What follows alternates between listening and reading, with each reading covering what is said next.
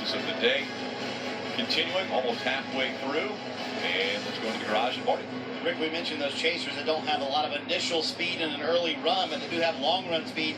Kevin Harvick certainly on that list. 28th fastest. Rodney Childers told me a moment ago, hey, we hit the splitter really hard a moment ago when we went out for our first couple of laps, and that's why our didn't have that fast lap. But they're very confident in the long run speed in this 4-car. So, Steve, I was going to ask you, what's more important, having that short run speed here at Texas or being good on those long runs, old tires on this worn-out surface? Well, Marty, you just tell me when the last caution is going to be, and I'll let you know what you need to have. But, I mean, that's the serious. So Kevin Harvick says, hey, I can't run a fast lap. It's on the splitter, but our long run speed's pretty good. But, Jeff, if he works on the splitter height, it's going to hurt his long run speed. I think a perfect example of this is Austin Dillon in the 3, the pole sitter for tomorrow's race.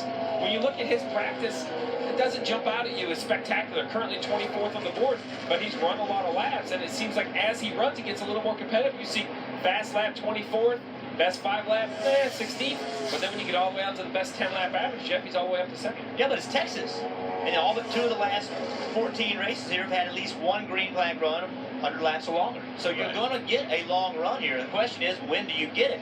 The other thing that I think complicates this issue is I think the track was faster as soon as it opened. I agree. So a lot of these chase guys went out later in the practice, and they weren't going to lay that lap time down. So the question is, how far off was the racetrack? Right. So I don't think it's coincidence that all the chase guys waited to go later and all the chase guys are slow on speed. I think that's because the racetrack was quicker as soon as the track opened.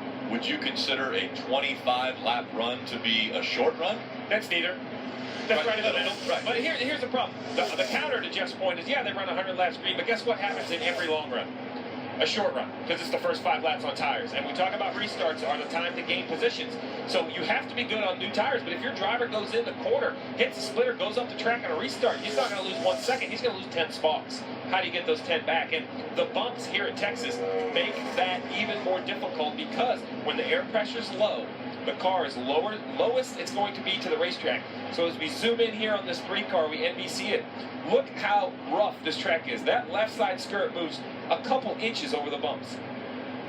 Yeah, and all that movement, when you mentioned it, on low air pressure, you saw that car right there, it never really hit the racetrack really hard, but on low air pressure, the car is lower to the ground, so it hits the track exceptionally hard.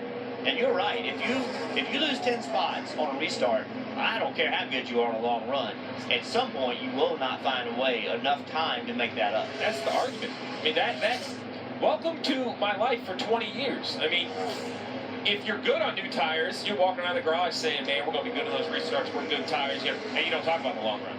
And if you're Kevin Harvick, you're not good on new tires, you're talking about, listen, our car's a good long run car, we're going to have a lot of, you use what stat sells the car you have, but the truth is, this is why we race, because Sunday afternoon, we're going to see who can adapt and who can keep up with the racetrack. Well, one thing this racetrack presents itself to, though, is passing.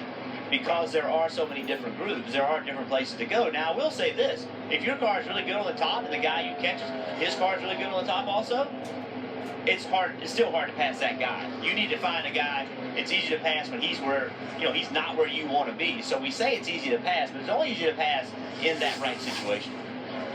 We've talked about short runs. We've talked about long runs. When we come back, I want you guys to handicap who's going to be the best at Texas.